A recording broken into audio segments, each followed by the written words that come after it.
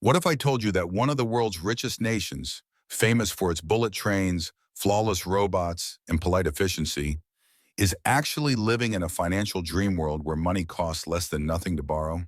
Yep, welcome to Japan. For almost a decade, the Bank of Japan has been running what might be the longest economic experiment in modern history: negative interest rates. It sounds like a typo. Why would anyone pay to lend money? But in Japan, that's exactly what's been happening. The idea was simple: make borrowing so cheap that companies invest, people spend, and the economy finally wakes up from its 30-year nap. But here's the twist. When you keep rates below zero for too long, strange things start to happen.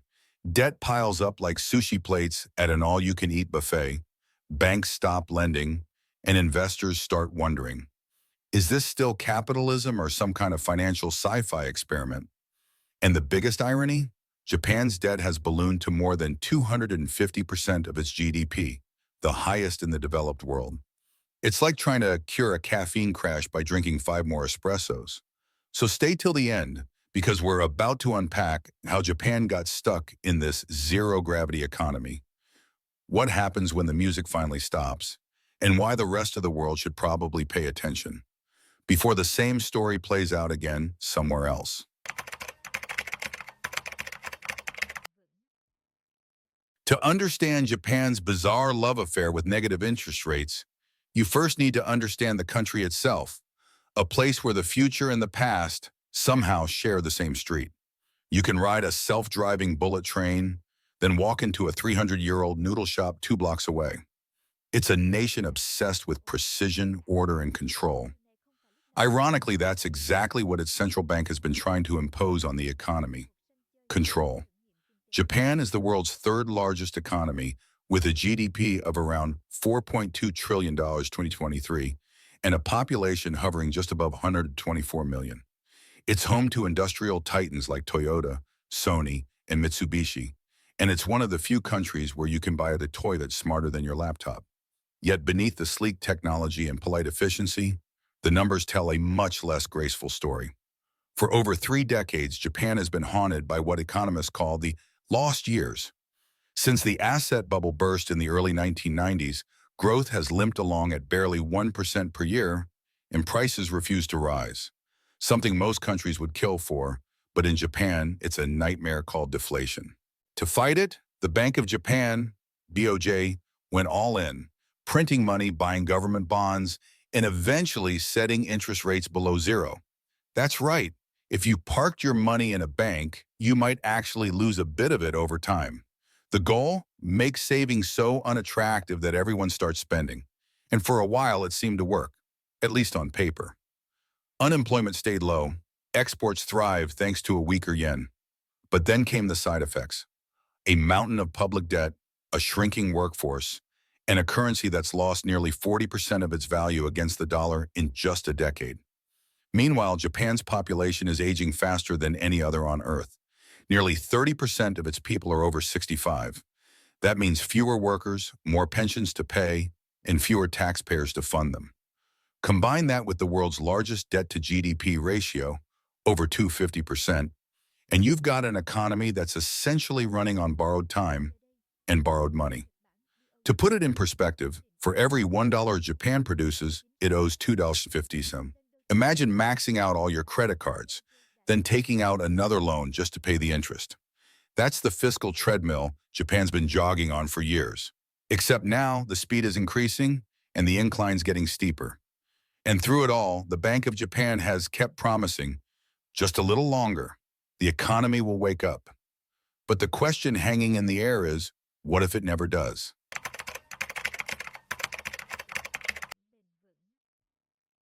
It started as a bold idea: a cure for Japan's economic insomnia. But somewhere along the way, the medicine turned into the poison. Back in 2016, the Bank of Japan shocked the world by introducing negative interest rates, essentially charging banks for parking their money instead of lending it out. The goal was clear: force the economy to move. But when you mess with gravity long enough, even money starts to behave strangely. Under this policy, commercial banks lend at ultra-low or even zero rates, while the BOJ keeps buying up government bonds to suppress yields. On paper, it's a neat trick. Keep borrowing cheap, and the government can spend without limits. In reality, it's a ticking time bomb. Today, Japan's 10-year bond yield hovers near zero only because the BOJ is buying more than half of all outstanding government bonds. That's not a free market anymore. It's a puppet show where the central bank controls all the strings. Investors aren't buying because they believe. They're buying because the BOJ told them to. And while rates have been frozen, public debt has exploded past 250% of GDP. To put that in perspective, the U.S., often accused of overspending, sits at around 120%. Japan's debt mountain makes America's look like a speed bump. But here's the strange part. Despite the debt, Japan hasn't faced a full-blown crisis. Why was it? Because most of its bonds are held domestically by banks, pension funds, and the BOJ itself. It's like owing money to your left hand with your right. The problem is, when the body gets tired, both hands go down together. The real risk lies in what happens next. Global interest rates are rising. Inflation, once Japan's greatest wish, has finally shown up, uninvited and overstaying. With prices rising faster than wages, households are feeling the squeeze. And if the BO dares to raise rates even slightly, the cost of servicing that gigantic debt will skyrocket. Fitch Ratings and the IMF have both issued subtle warnings, calling Japan's situation unsustainable in the long term. But instead of hitting the brakes, Tokyo has doubled down, relying on stimulus after stimulus, hoping growth will magically return. It's like watching someone try to keep a fire going by pouring gasoline on it. Effective in the moment, but you can already smell the smoke. So the question now is, how did Japan, a model of fiscal discipline for decades, end up trapped in this self-made maze of cheap money and expensive promises? To find the answer, we'll have to take a step back in time to see who else played this game before and how their story ended.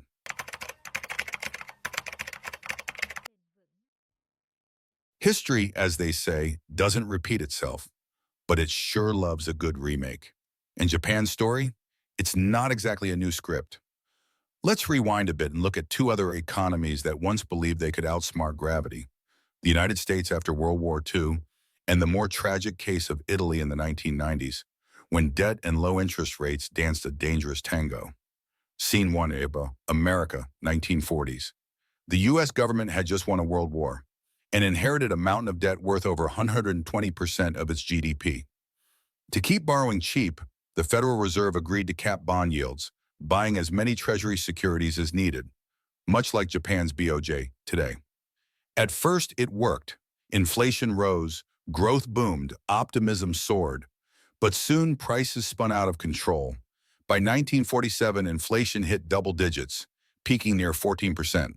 The Fed had to break its bond-buying addiction, leading to the 1951 Accord, the monetary version of a painful detox. The lesson? You can't control the cost of money forever without distorting everything else. Scene 2, Italy, 1990s. Italy entered the decade carrying a massive debt load, around 120% of GDP, and tried to keep rates artificially low while preparing to join the Eurozone. For a while, the plan seemed brilliant. Low yields, stable markets, and investors reassured by the illusion of control. But when global conditions shifted and investors demanded higher returns, Italy's borrowing costs exploded. The government was forced into harsh austerity, unemployment soared, and the dream of painless prosperity vanished overnight. Now Japan's situation is somewhere between those two extremes. Unlike Italy, Japan borrows mostly in its own currency, which gives it more breathing room. But unlike post-war America, it's not growing fast enough to inflate away its debt. Japan is aging, shrinking, and still trying to fuel its economy with negative rates, a policy no major nation has managed to sustain for this long without consequences. And that's the scary part, because history suggests that once the illusion cracks, once investors start believing that low forever can't really mean forever, the fallout comes fast. Bonds lose value, currencies slide, and confidence evaporates overnight. In other words, we've seen this movie before. Different actors, same plot twist, and spoiler alert, the ending was never pretty.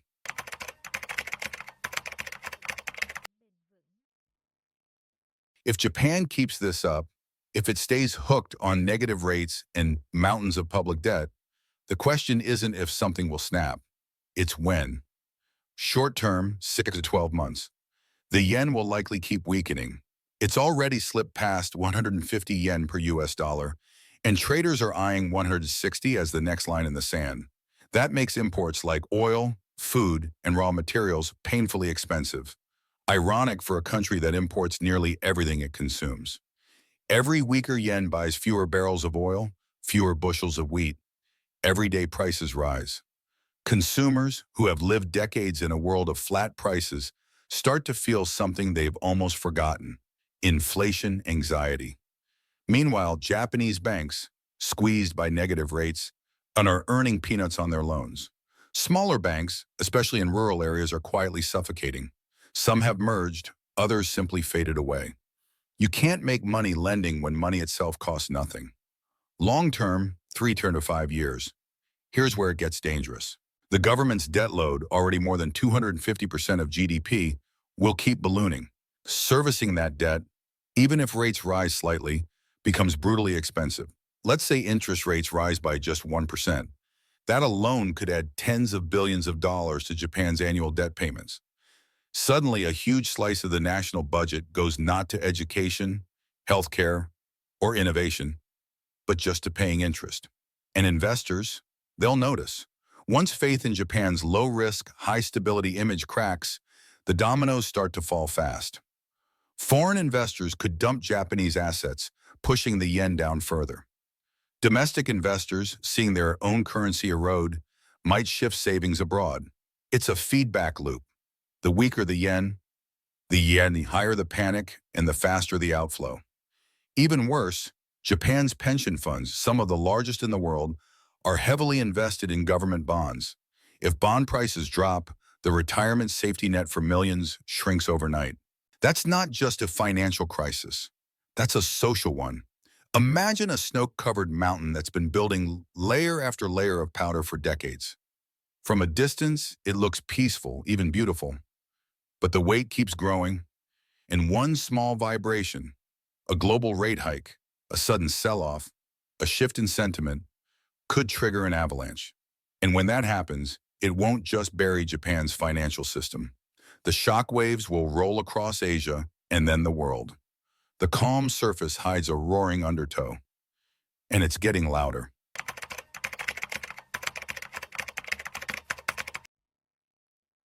You might think Japan's money problems are Japan's business. But when the world's third largest economy starts shaking, the tremors don't stay local. They echo. Let's start close to home.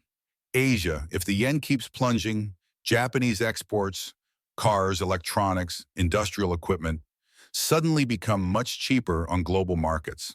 Sounds great for Japan, right? Maybe for a few months. But that price drop puts massive pressure on its neighbors: South Korea, Taiwan, and especially China. Korean automakers, Taiwanese chip producers, and Chinese machinery exporters will be forced to cut prices just to keep up. That's a race to the bottom, one that could trigger trade tension and wage cuts across Asia's manufacturing powerhouses. Meanwhile, the weaker yen hurts everyone who imports from Japan. High-tech components, semiconductors, precision parts, all suddenly unstable in price. When Japan sneezes, global supply chains catch a cold. Remember 2020's chip shortage?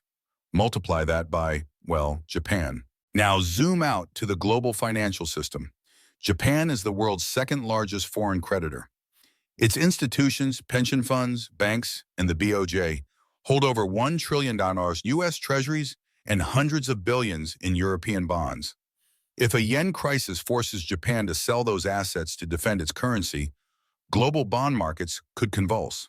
U.S. interest rates could spike. European yields could surge. Suddenly, mortgages, corporate loans, and government borrowing costs around the world would rise, all because of a sell-off in Tokyo. Think of it like pulling the biggest Jenga block from the bottom of the global financial tower. Everything looks steady until it's not. And there's more. If investors smell fear, they flee to safe assets, mostly US dollars. That drives up the dollar's value. hammering emerging markets that borrow in USD. It's the same chain reaction that helped trigger the Asian financial crisis of 1997, except this time the spark would come from the region's most advanced economy. Even Wall Street would feel it. Hedge funds love trading the yen as a funding currency, borrowing cheap yen to invest in riskier assets abroad. If the yen suddenly strengthens, those trades unwind violently, forcing a global sell-off. The IMF once called Japan too big to fail quietly. That's exactly the problem. If Japan stumbles, the shock waves will rattle everything from Seoul to San Francisco. And yet, despite all this, policymakers in Tokyo keep saying, we have it under control. But anyone who's ever watched a slow-motion crash knows it always looks fine, right until the impact.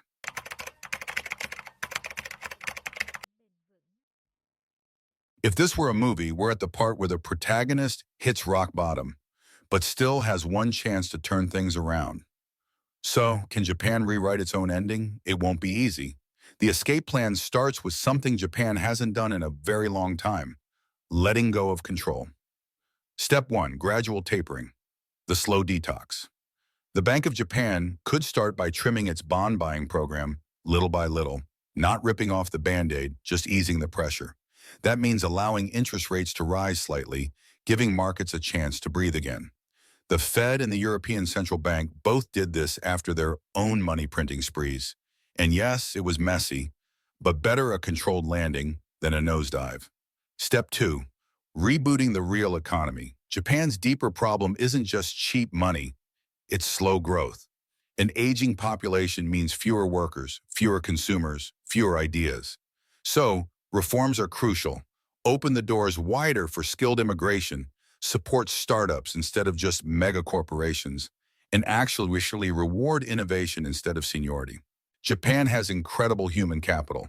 It just needs to stop burying it under layers of hierarchy and caution. Step 3, fiscal discipline, cutting the fat, not the muscle. With debt above 250% of GDP, spending smarter is no longer optional. That means trimming wasteful subsidies, restructuring pension obligations, and investing in tech, renewable energy, and automation, the sectors that could actually drive long-term productivity. Now let's talk about scenarios. Scenario green. The soft landing BOJ tightens gradually, inflation stabilizes near 2%, the yen strengthens moderately, and investor confidence returns. Growth hovers around 1.5%, modest but sustainable. Japan becomes the first nation in history to pull off a decade of negative rates without imploding. The world breathes a sigh of relief, and economists write 1,000 think pieces titled, How Japan Cheated Gravity. Scenario yellow, the half-fix, Japan takes baby steps. Trims QE but keeps one hand on the wheel. Markets remain nervous. The yen stays weak, debt still huge but no collapse. It's like quitting caffeine by switching to decaf. Technically progress, but the addiction's still there. Scenario red, the hard crash BOJ blinks, keeps printing.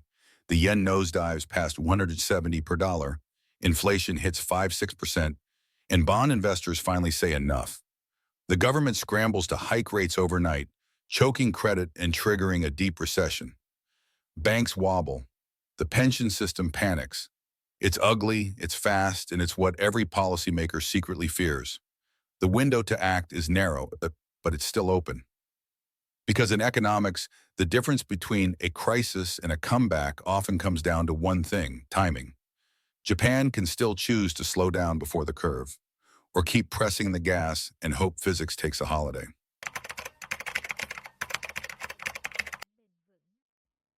Japan once rebuilt itself from ashes into an economic superpower, proof that discipline, innovation, and sheer willpower could bend fate. But now that same discipline has turned into hesitation. The same caution that built the Japanese miracle might be the very thing that stops it from saving itself. For decades, Japan has treated its economy like a delicate bonsai tree, carefully pruned, perfectly shaped, and never left to grow wild. But somewhere along the way, that control became obsession. Negative rates, massive debt, endless interventions. They weren't acts of courage anymore. They were acts of fear. In the short term, Japan's policies have kept the lights on and the yen breathing. But make no mistake, they've also built a world where risk is quietly compounding beneath the surface, like tectonic plates beneath Tokyo.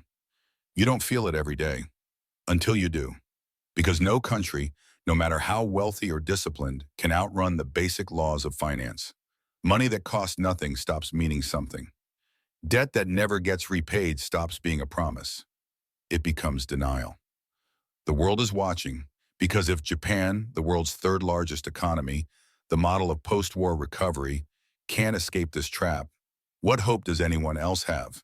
So now, the real question: will Japan find the courage to end its own experiment before the experiment ends it? If you've made it this far, I'd love to hear your thoughts.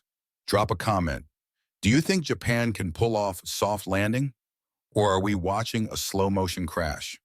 And if this story made you rethink how money, power, and policy intertwine, hit like, share, and subscribe.